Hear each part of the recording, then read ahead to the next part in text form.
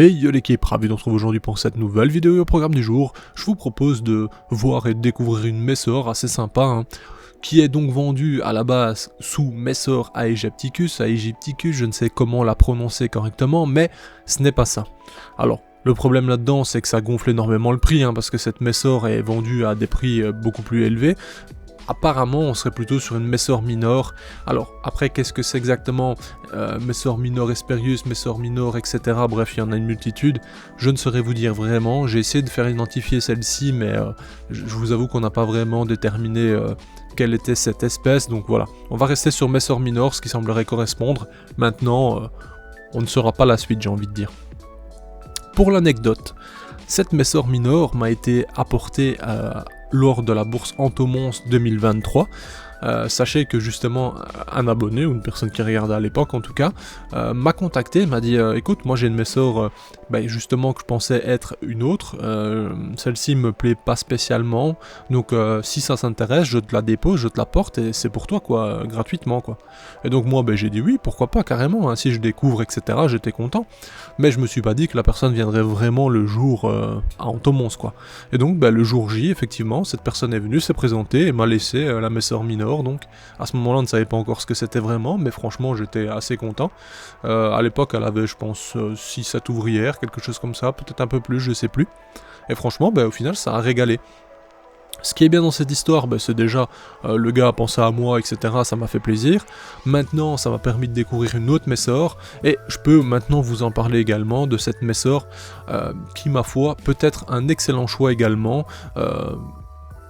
Si vous commencez par exemple, on connaît, beaucoup de monde parle de Messor Barbarus parce que c'est quelque chose qui a été, où on a très médiatisé si je puis dire, on en a parlé énormément partout, donc c'est un nom qui sort, une espèce qui sort directement, mais je pense que cette Messor Minor pourrait très bien être une solution également lorsque vous voudriez commencer l'élevage de fourmis en soi et que vous voulez absolument une Messor. Parce que il y a un autre débat, est-ce que Messor c'est bien pour commencer ou non, bref.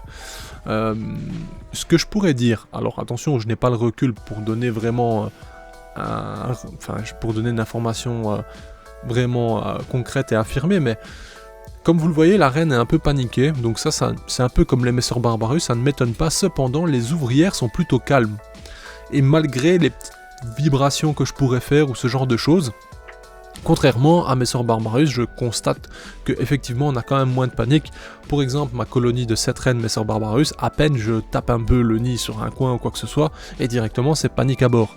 Ici ce n'est pas le cas, lorsqu'il y a des vibrations, on voit qu'il y a une réaction de la colonie, mais il n'y a pas une grosse panique qui se fait ressentir. Bien entendu, je précise qu'il ne faut pas prendre ça pour acquis parce que je n'ai qu'une fondation, donc je n'ai pas le recul de 10 colonies ou quoi que ce soit, donc je peux pas vraiment savoir si c'est ma colonie qui se comporte comme ça ou si c'est pareil pour toutes. Mais bon, en tout cas ça me donne un premier ressenti très sympa et je me dis que c'est une solution. De plus, l'avantage également c'est que vous êtes nombreux à apprécier Messor Cephalotes. Vous le savez probablement, Messor Cephalotes n'est pas facile à élever, il y a vraiment des conditions à respecter. Des conditions à trouver également pour votre reine, voir dans quel état elle se sent le mieux, humidité, plus sec, etc. Bref, il y a pas mal de choses à regarder, à surveiller, contrairement à des Messor classiques où limite on peut, Messor classique j'entends par là Barbarus, etc. où vous mettez des graines, un tube et ça roule tout seul quoi, donc voilà.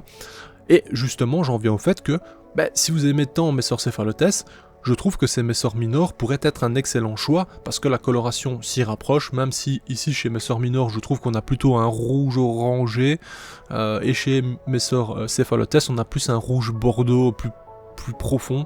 Ici on a plus un aspect brillant, de l'autre côté on a plus un aspect mat je dirais. Voilà, ce n'est que mon a priori, mon jugement, attention, je me trompe peut-être.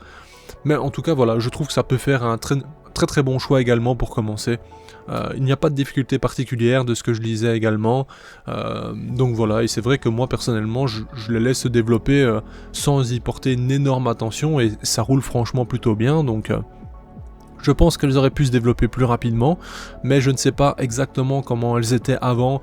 Des fois, il faut savoir qu'il y a des boutiques qui, pour maintenir les fourmis pendant un long moment, elles restent au frigo. Vous voyez l'idée, donc elles restent comme si elles étaient en diapose, comme ça évite que celles-ci se développent trop, qu'ils doivent nourrir trop souvent, etc. Bon voilà, moi je suis pas fan de ça, mais je sais que ça existe, et des fois, si ça dure longtemps, qu'elles restent en stock longtemps, ça peut avoir du mal à repartir et à bombarder par la suite, donc voilà. C'est une chose à savoir. Alors je vais pas faire une chasse aux sorcières et vous dire oui cette boutique là le fait, celle-ci ne le fait pas, c'est pas la question, mais il faut savoir que ça arrive, donc voilà. Est-ce que celle-ci avant ça était pas au top de sa forme? Je ne sais pas. Cependant, l'évolution est plutôt correcte, même si elle n'est pas explosive. De ce que je lisais, c'est justement en nature des colonies assez massives, qui peuvent justement former des colonnes impressionnantes pour aller récolter une zone de graines notamment. Et donc, ce qui m'étonne un peu, c'est que j'ai pas eu un développement fulgurant. Donc voilà, affaire à suivre, on verra comment ça se passe. Comme je le dis assez souvent, une reine n'est pas l'autre. Actuellement, elles sont en diapose, en repos hivernal, parce que, vu sa provenance en soi, 18 de température semblerait correct. Cependant, moi, ça n'a pas stoppé l'activité, hein. Comme vous le voyez, ma reine continue de pondre, l'activité est toujours au top. Bien entendu, le couvain se développe plus lentement, parce qu'on n'est pas sur des températures optimales pour justement amener leur croissance au top, mais ce que j'ai constaté, c'est que 18 degrés ne suffisait pas à mettre en pot, je vais dire réellement ma reine.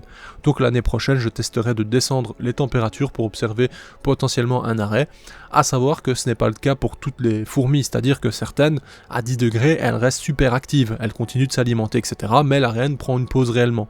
Enfin bref. Donc voilà, il y a pas mal de choses à observer, on verra si l'année prochaine, enfin du moins si la prochaine diapo je les ai encore, on verra comment ça se passe, mais cette vidéo avait pour but surtout de vous montrer que chez les Messor il y a vraiment beaucoup de possibilités, hein.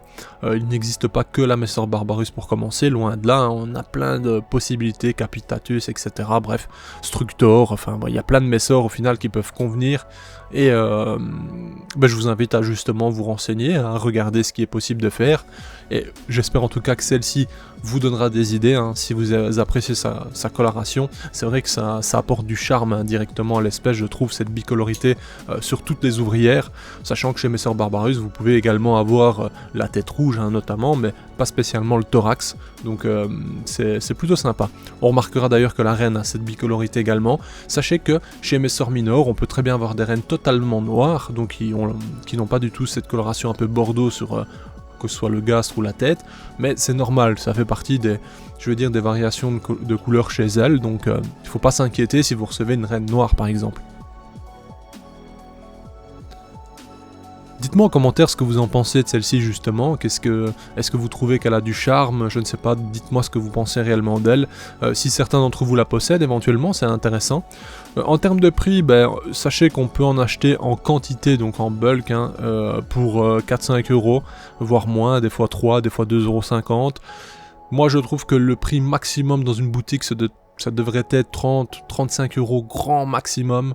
Après tout dépend bien entendu où ils se fournissent, combien ils payent, etc. Combien il y a de pertes, c'est ça qui influe également sur les prix. Mais allez, pour moi un bon prix, si vous devriez l'acheter maintenant, c'est entre 20 et 30 € maximum. Sincèrement, maintenant libre à chacun de faire ce qu'il veut, hein. Et il faut voir aussi à quel stade elle est. Si c'est une reine seule, ça sera moins cher. Si c'est une reine avec déjà plusieurs ouvrières, etc., ça peut influencer le prix.